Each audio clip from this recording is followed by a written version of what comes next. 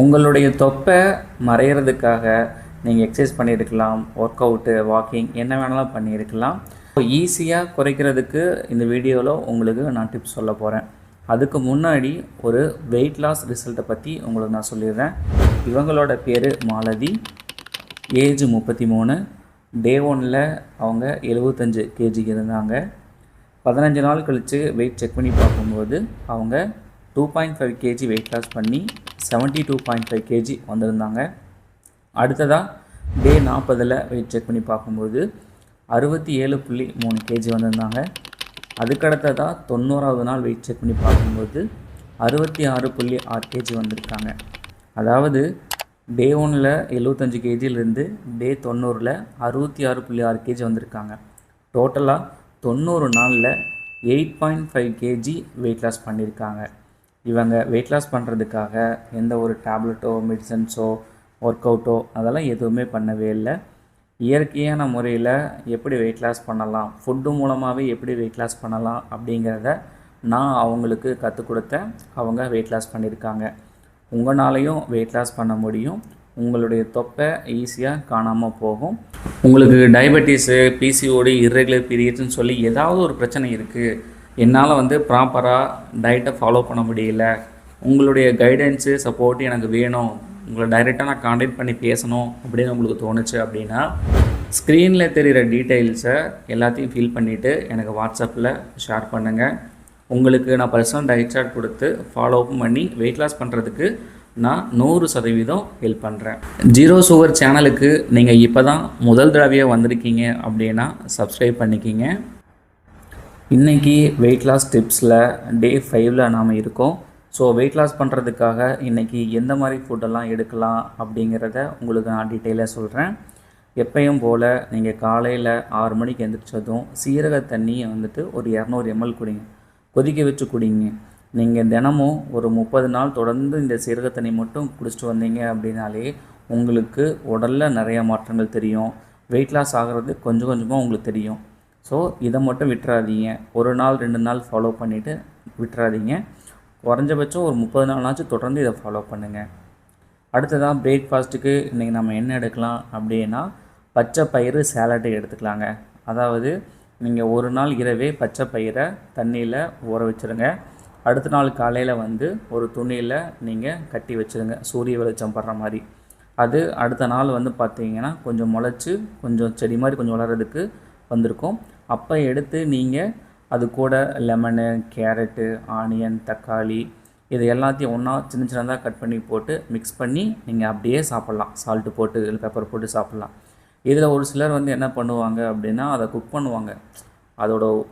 அதில் கொஞ்சம் உயிர் இருக்குது. அப்படி இருக்கும்போது அதை நீங்கள் அப்படியே குக் பண்ண வேண்டாம். பச்சையாகவே நீங்கள் ராவாகவே சாப்பிட்லாம். உடலுக்கு ரொம்ப ரொம்ப நல்லது. ஸோ இதோட கேலரிஸ் அப்படின்னு பார்த்தீங்கன்னா கிட்டத்தட்ட ஒரு 280 கேலரிஸ் வரும். அடுத்ததாக இது கூட நீங்கள் ஒரு முட்டை எடுக்கிற மாதிரி இருந்துச்சு அப்படின்னா நீங்கள் தாராளமாக ஒரு முட்டையை எடுத்துக்கலாம். அதுக்கடுத்ததாக ஒரு 11 மணி டைமில் நீங்கள் மோர் எடுத்துக்கங்க. மோர் ஒரு 200 ml எடுத்துக்கங்க. கட் ஹெல்த்துக்கு ரொம்ப நல்லது. அடுத்ததாக லஞ்சுக்கு நம்ம என்ன எடுக்கலாம்னு பார்த்தீங்கன்னா சாதம் ஒரு 100 கிராம் எடுத்துக்கங்க. நான் எதுக்கு சாதம் ஒரு 100 கிராம் அப்படின்னு திரும்ப திரும்ப சொல்லிட்டு இருக்கேன் அப்படின்னா நம்ம உடம்புக்கு கார்போஹைட்ரேட் ரொம்ப முக்கியம்தான், இல்லைன்னு சொல்லலை. ஆனால் சாதம் மிக மிக குறைஞ்ச அளவில் இருந்தாவே போதும். அதுக்காக நான் வயிறு நிறைய சாதம் சாப்பிட்ணும் அப்படிங்கிறத நீங்கள் விட்டுருங்க. ஒரே ஒரு சின்ன கப் அளவுக்கு மட்டும் எடுத்துக்கிட்டு அதை விட 2 மடங்காக நீங்கள் வெஜிடபிள்ஸ் எடுத்துக்கணும். ஸோ இன்றைக்கி வெஜிடபிள்ஸ் என்ன கொடுக்குறேன்னா உங்களுக்கு புடலங்காய் கூட்டு சொல்கிறேன். அந்த புடலங்காயிலே நீங்கள் பருப்பெல்லாம் போட்டு வெஜிடபிள்ஸ்லாம் போட்டு செய்வீங்களே, அது மாதிரி சாப்பிட்டிங்கன்னா அதுலேயுமே உங்களுக்கு ப்ரோட்டீன்ஸ் இருக்குது. ஸோ சாதத்தில் பார்த்தீங்கன்னா ஒரு 130லேருந்து 150 கேலரிஸ் இருக்குது. புடலங்காய் கூட்டு ஒரு 200 எடுத்தோம் அப்படின்னா கிட்டத்தட்ட ஒரு 150 கேலரிஸ் இருக்கும். ஸோ இன்றைக்கி இது போதும் வெஜிடேரியனுக்கு. இல்லை நான் லஞ்சுக்கு ஒரு எக்கு சேர்த்திக்கிறேன் அப்படின்னா நீங்கள் ஒரு எக் எடுத்துக்கங்க. இல்லை நான் வெஜிடேரியன், எனக்கு எக்குக்கு பதிலாக வேறு ஏதாவது கொடுங்க அப்படின்னா உங்களுக்கு நிறையா ஆப்ஷன்ஸ் இருக்குது. பன்னீர் இருக்குது, மஷ்ரூம் இருக்குது, அப்புறம் தால் வெரைட்டி, அதாவது பருப்பு வகைகள் எல்லாமே உங்களுக்கு ப்ரோட்டீன்ஸாக இருக்கும். அது மாதிரி நீங்கள் சாப்பிட்டுக்கலாம். அடுத்ததாக சாயங்காலம் ஒரு 4 மணி டைமில் நீங்கள் எப்பயும் போல் டீ இல்லை காஃபி இது மாதிரி நீங்கள் குடிச்சிக்கலாம். இல்லை நான் டீ காஃபியே விட்டுட்டேன், எனக்கு இது வேண்டாம், வேறு ஏதாவது எனக்கு புதுசாக கொடுங்க அப்படின்னு தோணுச்சு அப்படின்னா நீங்கள் லெமன் டீ குடிங்க, இல்லைன்னா க்ரீன் டீ குடிங்க, இல்லைன்னா முருங்கைக்காய் சூப்பு, அது மாதிரி கீரை சூப்பு ஏதாச்சும் நீங்கள் தாராளமாக குடிக்கலாம். சரிங்களா? இதெல்லாம் உங்களோட விருப்பம்தான். அடுத்ததான் ஒரு 7 மணி டைமில் நம்ம டின்னருக்கு என்ன எடுக்கலான்னா ஒரு 2 சப்பாத்தி எடுத்துக்கலாங்க. ஸோ டே 4ல் நான் காலையில் சப்பாத்தி கொடுத்துருந்தேன். ஸோ இன்றைக்கி டே 5ல் வந்துட்டு உங்களுக்கு 2 சப்பாத்தி மட்டும் போதும். இது கூட ஒரே ஒரு ஆம்லெட் எடுத்துக்கோங்க, அது மட்டுமே போதும். இந்த சப்பாத்தி கூட நம்ம என்ன வச்சு சாப்பிட்லாம் அப்படின்னா வெஜிடபிள் குருமா அது மாதிரி எடுத்து சாப்பிடுங்க.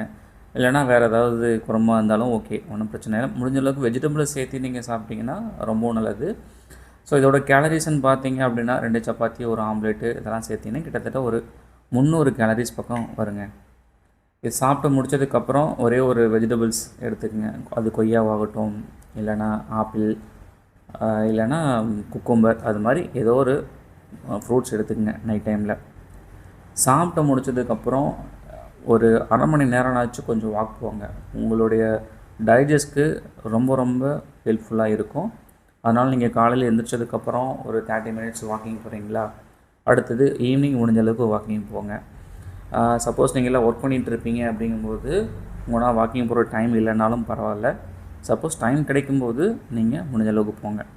அதுக்கடுத்து தான் நிறைய பேர் கமெண்ட் பண்ணிகிட்டு இருந்தீங்க. ஏன்னா டெய்லி வந்துட்டு டே 1ல் எவ்வளோ வெயிட் இருந்தேன், டே 2ல் எவ்வளோ வெயிட் இருந்தேன் அப்படின்னு ஒவ்வொரு நாளும் வெயிட் செக் பண்ணிட்டுருக்கீங்க. ஆக்சுவலாக அப்படியே வெயிட் செக் பண்ணக்கூடாது. நீங்கள் டே 1ல் வெயிட் செக் பண்ணிங்கன்னா அதுக்கடுத்து தான் 15வது நாள் தான் நீங்கள் திரும்ப வெயிட் செக் பண்ணுற மாதிரி இருக்கும். இதுக்கடையில் நீங்கள் ஒவ்வொரு நாளும் நீங்கள் வெயிட் செக் பண்ணிட்டு இருந்தீங்கன்னா உங்களுக்கு ஸ்ட்ரெஸ் ஆகும். என்னடா நேற்று நம்ம கரெக்டாக டயட்டை ஃபாலோ பண்ணால் இன்றைக்கி ஒரு 100 கிராம் கூட குறையவே இல்லையே, நம்ம என்ன தப்பு பண்ணோன்னு தெரியலையே அப்படின்னு உங்களுக்குள்ளேயே ஸ்ட்ரெஸ் ஆகும். அதனால தான் நான் திரும்ப திரும்ப சொல்கிறேன், திரும்ப வெயிட் வந்துட்டு நீங்கள் அடிக்கடி செக் பண்ணக்கூடாது. நான் 15வது நாள் டயட்டு வீடியோ நான் போடுறதுக்கு முன்னாடி நான் உங்களுக்கு சொல்லுவேன் எப்படி வெயிட் செக் பண்ணணும், என்ன டைமில் வெயிட் செக் பண்ணணும் அப்படிங்கிறத பற்றி நான் டீட்டெயிலாக சொல்லுவேன். அது வரைக்கும் நீங்கள் வெயிட் செக் பண்ண வேண்டாம். சரிங்களா? இப்போது நீங்கள் வெற்றிகரமாக டே 5 வெயிட் லாஸ் டிப்ஸு நீங்கள் கம்ப்ளீட் பண்ணிட்டீங்க.